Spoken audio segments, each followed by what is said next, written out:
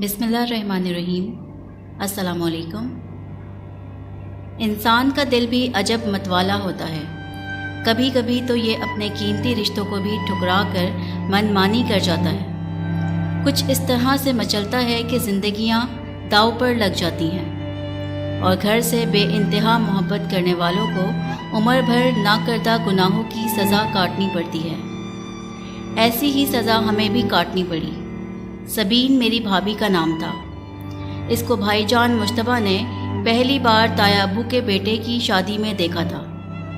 ये लोग ताया अब्बू के जानने वाले थे, तभी शादी में मधु कर लिया था। हसन साहब के साथ ताया अब्बू की पुरानी जान पहचान थी, यूँ कहना चाहिए दोस्ती का रिश्ता था। सबीन हसन साहब की बेटी थी, जो शादी में बहुत बन ठन कर आई थी और दुल्हा की बहनों के साथ उड़ी उड़ी फिरती थी। जाने कौन सी घड़ी थी कि मेरे भाई मुश्तबा की इस रंगीन तितली पर नज़र पड़ गई और वो इसके ज़ाहिरी हुस्न पर मर मिटे। घर आकर वालदा को मजबूर किया कि मुझे सबीन से शादी करनी है, लिहाजा हसन साहब के घर सबीन का रिश्ता मांगने जाएं। मेरे वालिदैन की इस फैमिली से बिल्कुल भी जान पहचान ना थी। अम्मी ने सबीन को शायद गौर से देखा भी ना था। इनको तो इस लड़की की सूरत भी याद न रही, क्योंकि शादी के घर में बीसियों लड़कियां एक से एक सच संवर कर आई थीं। ताहम मुझे वो याद रह गई, क्योंकि समीना ने मुझसे इसका तारुफ करा दिया था। वो मेहंदी वाले दिन सब्ज़ लहंगा पहनकर आई थी, सुर्ख कुर्ती और सब्ज़ दुपट्टा जिस पर मुनफरिद किस्म का तिल्ले का काम किया गया था। इसके फ़ाखिराना लिबास और बेनियाजाना अंदाज से लगता था कि वो किसी अमीर घराने की नूरे नज़र है। भाईजान के दिल पर इसकी तस्वीर कुछ इस तरह नक्श हो गई थी कि उन्होंने अम्मी से कह दिया, जिस तरह भी बन पड़े आप हसन साहब के घर जाने की सबील निकालिए, मैं किसी और लड़की से शादी नहीं करूँगा। अब्बू चाहते थे कि ताया अब्बू की बेटी साइमा से मुश्तबा भाई का रिश्ता हो जाए, यही ताया ताई भी चाहते थे। तभी वालिद को अच्छा नहीं लगा कि ताया अब्बू से मुद्दा बयान करके हसन साहब के घर रिश्ते की बात करने जाएं। बहुत सोच विचार के बाद बिल आखिर एक रिश्ते की फुप्पो की इस घराने से जान पहचान निकल आई। उन्होंने हामी भर ली। फुप्पो एक रोज़ हमारे घर आईं और मुझसे और भाई मुर्तज़ा से कहा, बेटा तुम लोग मेरे साथ चलो। हसन साहब का घर तो मैं जानती हूँ कि इनकी बीवी से अच्छी जान पहचान है, लेकिन मसला ये है कि मुझको इनके घर तक ले जाने वाला कोई नहीं। वालदा ने मुझको मुर्तज़ा भाई के साथ कर दिया कि पहले पहल तुम दोनों जाओ और लड़की वालों का घर रहन सहन देख कर आओ, मैं बाद में चली जाऊंगी। चुनाचा मैं और मुर्तज़ा भाई फुप्पो के साथ सबीन के घर रवाना हुए। आलीशान साफ सुथरा घर था। सबीन की वालदा बड़ी ही इखलाक वाली खातून थी। खुद सबीन भी मेहमान नवाज और खुश मिजाज थी। ये लोग ऐसे इखलाक से मिले कि बस दिल मोह लिया। सबीन में बनावट नाम को ना थी, लगी लिपटी बगैर साफ बात करती। इसने मुझसे सरगोशी में पूछा, तुम लोगों के आने का सबब? मुझे दाल में कुछ काला लग रहा है, क्या मेरा रिश्ता देखने तो नहीं आए हो? इसने ऐसी सीधी और खरी बात मुंह पर दे मारी कि मैं इसका मुंह देखती रह गई। किस सोच में पड़ गई हो? साफ बात क्यों नहीं कह देती? जो दिल में है वो कह दो। लिहाजा मुझे बताना पड़ा। मैंने कहा, हाँ भाई हम तुम्हारा रिश्ता लेना चाहते हैं, तभी आए हैं। ओह अच्छा, मुझे तो शादी के घर में देख लिया था, यूँ कहूँ कि हमारा घर और रहन सहन देखने आई हो। वो तो हमारे बड़े देखने आएंगे, मैंने कहा। वो बोली कि अच्छा, क्या तुम्हारे बड़ों की ख्वाहिश है मेरा रिश्ता लेने की? मेरे भाई की ख्वाहिश है, मैंने साफ साफ कह दिया। वो समझी कि मुर्तज़ा जो साथ आया है इसकी ख्वाहिश पर हम आए हैं। हालांकि वो तो महज हमें अपनी गाड़ी में लाया था, वरना गाड़ी कौन ड्राइव करता? हमारा ड्राइवर तो था नहीं। सबीन ने तभी मुर्तज़ा को गौर से देखा, जो इसके भाई और वालिद के साथ महवे गुफ्तगू था। फुप्पो भी इनके साथ बैठी हुई थी। मैं اور سبین البتہ بڑوں کے درمیان نہ بیٹھے۔ ہم باہر برآمدے میں باتیں کرنے لگے۔ میں نے دیکھا کہ رشتے کا معاملہ معلوم ہوتے ہی سبین کا چہرہ کھل گیا۔ وہ بہت خوش نظر آنے لگی۔ ملازمہ سے پرتکلف چائے کے ساتھ بہت سے مزیدار کھانے کے لوازمات، شامی کباب، رول، روسٹ اور پکوڑے بنانے کا بھی کہہ دیا۔ شام کا وقت تھا مگر اس نے اتنی مہمان نوازی کر دی کہ کھانے کی دعوت جیسا اہتمام ہو گیا۔ اس کی ان عنایتوں پہ یقین ہو گیا کہ اس نے ہم سے ناطہ جوڑنے پر دل سے آمادگی کا اظہار کر دیا ہے۔ تاہم لڑکی کے انتظامات سے کیا ہوتا ہے جب تک بڑے راضی نہ ہوں، اور ہم تو ان کے لیے بالکل اجنبی اور غیر تھے، جیسے وہ ہمارے لیے غیر تھے۔ سنا کرتے تھے کہ بغیر جد و جہد کے کوئی سکھ کا پھل نہیں پاتا۔ ہم نے بھی خوب جد و جہد کی تھی۔ مرتضیٰ اور میں نے دونوں طرف کے والدین کو راضی کر لیا کہ اب سبین ہی ہماری بھابھی بن کر گھر آئے گی۔ مجتبیٰ بھائی تو خوشی سے پھولے نہ سماتے تھے۔ وہ تو اس قدر خوش تھے کہ ان کے پیر خوشی سے زمین پر نہ ٹکتے تھے۔ ہم سے کہتے تھے ڈھونڈنے سے تو خدا بھی مل جاتا ہے۔ دیکھو میری لگن کتنی سچی تھی، سبین مل گئی نا بالآخر۔ بہرحال پھپھو نے کافی تک و دو کی اور اس مبارک کام کا بیڑا اٹھا لیا۔ یوں میرے مرتضیٰ بھائی کے ساتھ سبین کا رشتہ طے ہو گیا۔ مجتبیٰ بھائی تو بات طے ہو جانے پر ایسے خوش تھے جیسے دونوں جہاں کی نعمتیں ان کو مل گئی ہوں۔ وہ خود سے زیادہ کسی اور کو خوش نصیب نہ سمجھتے تھے۔ اب ہم سب بہن بھائی بہانے بہانے سے سبین کے گھر جانے لگے۔ مرتضیٰ بھائی ساتھ ہوتے کیونکہ گاڑی وہی چلاتے تھے۔ کچھ دنوں تک سبین یہی سمجھتی رہی کہ اس کی بات چیت مرتضیٰ کے ساتھ پکی ہوئی ہے، کیونکہ وہی ان کے گھر پہلی بار آیا تھا۔ جب تک نکاح نہ ہوا سوائے مجتبیٰ بھائی جان کے ہم سب بڑی آزادی سے حسن انکل کے گھر آتے جاتے تھے اور سبین سے مل سکتے تھے۔ پھر شادی کی تاریخ طے ہو گئی اور رخصتی کے لیے لڑکی کے والدین نے 3 ماہ کی مہلت مانگی۔ اس دوران ان کی طرف سے جہیز اور ہماری طرف سے بری بنائی جا رہی تھی۔ بھابھی کے جوڑے جو ہم نے بری کے لیے بنوا کر دینے تھے وہ ہم نے ان کی پسند سے خریدنے تھے۔ سو مرتضیٰ کے ہمراہ اب ہم تقریباً روز سبین کے گھر جاتے ہیں۔ سبین بہت نفاست سے تیار ہوتی ہے۔ ان دنوں اس پر ایک الگ ہی روپ آیا ہوا تھا اور بہت نکھری نکھری سی رہتی۔ پھر ہم اس کو لے کر بازار یا کبھی درزی کے پاس چلے جاتے۔ مرتضیٰ بھائی گاڑی میں بیٹھے رہتے اور ہم خریداری کر کے واپس آ جاتے۔ میں سبین سے خوب گپ شپ لگاتی جیسے وہ میری بھابھی بن گئی ہو، لیکن مرتضیٰ سے وہ بے تکلفی سے مگر حد میں رہ کر بات کرتی۔ مرتضیٰ بھی ایک حد میں رہ کر باتیں کر لیا کرتا تھا، کیونکہ اس کا رشتہ سبین کے ساتھ دیور کا بننے جا رہا تھا۔ اس کی کچھ ہنسی مذاق کی بھی عادت تھی۔ وہ سبین کے گھر والوں سے خوب گپے لگاتا اور ان کو ہنساتا تھا، اس لیے اس کے سبھی گھر والوں میں وہ ہر دل عزیز ہو چکا تھا۔ وہ اس کی آمد سے خوش ہوتے۔ کسی روز نہ جاتا تو کہتے کہ آج مرتضیٰ میاں کیوں نہیں آئے، شکوہ کرتے کہ وہ نہیں آیا تو مزہ نہیں آ رہا، آتے ہی رونق لگا دیتا ہے۔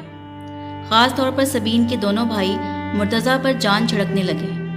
میری چھوٹی بہنیں جب سبین سے مل کر آتی تو مجتبیٰ بھائی سے کہتی کہ بھابھی کہتی ہیں نہ جانے یہ 3 ماہ کا عرصہ کب گزرے گا، کاش وقت جلدی گزر جائے اور میں تم لوگوں کے گھر ہمیشہ کے لیے چلی جاؤں، کیونکہ مجھ کو تم سب بہن بھائیوں سے محبت ہو گئی ہے۔ یہاں تو تنہائی سے بہت بوریت ہوتی ہے۔ ایسی باتیں سن کر مجتبیٰ بھائی کھل اٹھتے۔ وہ اس قدر شرمیلے تھے کہ ایک بار بھی اپنی ہونے والی سسرال نہ گئے اور نہ ہی سبین سے بات کی۔ وہاں سبین یہی سمجھتی رہی کہ اس کا رشتہ مرتضیٰ سے ہوا ہے۔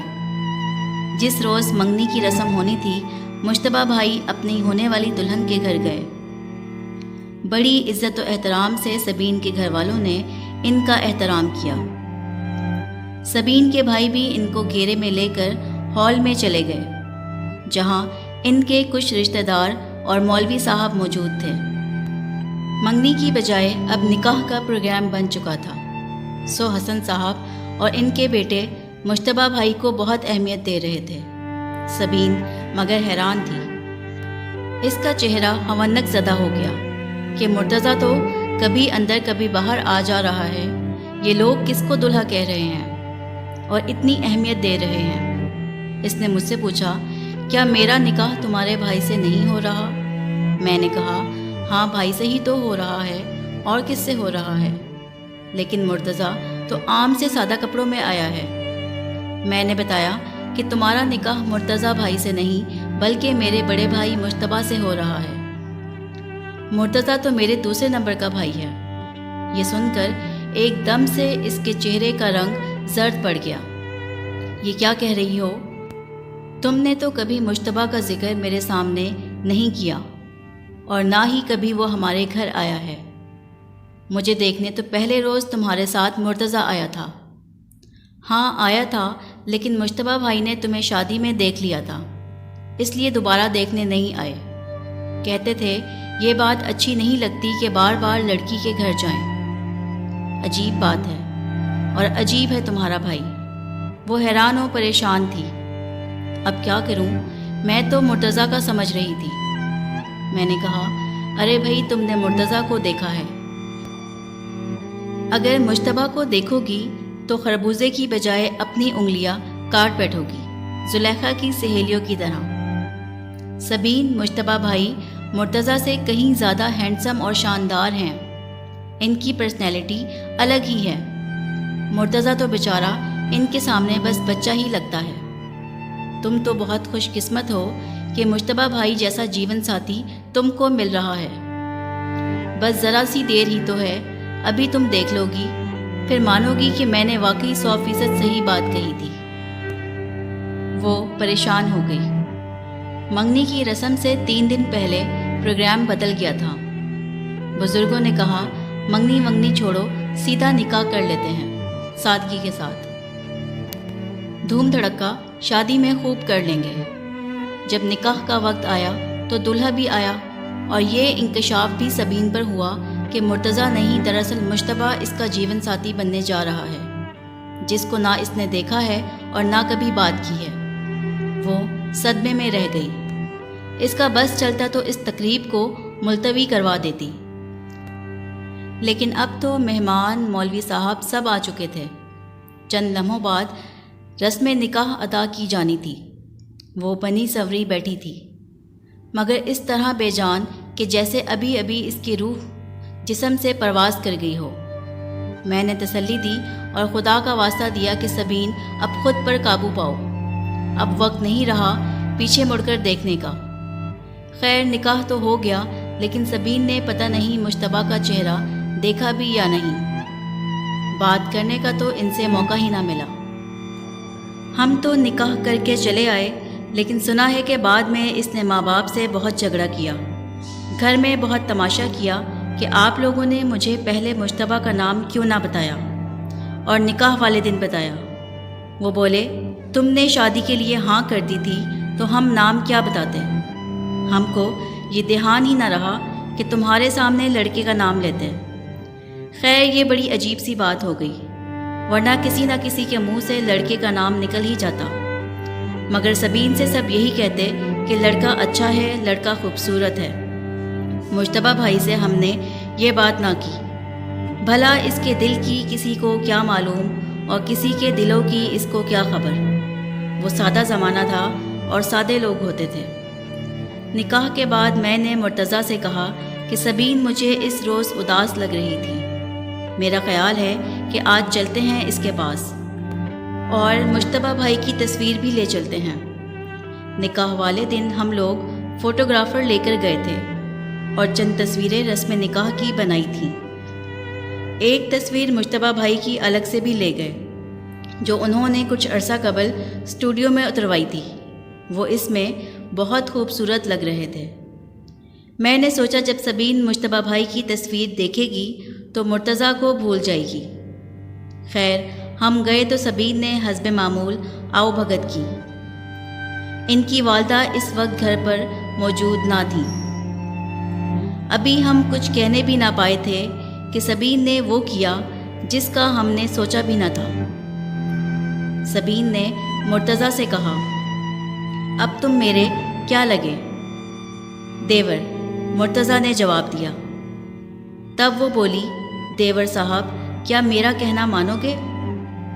آپ کے لیے تو جان بھی حاضر ہے، مرتضیٰ نے جواب دیا۔ حکم کیجیے۔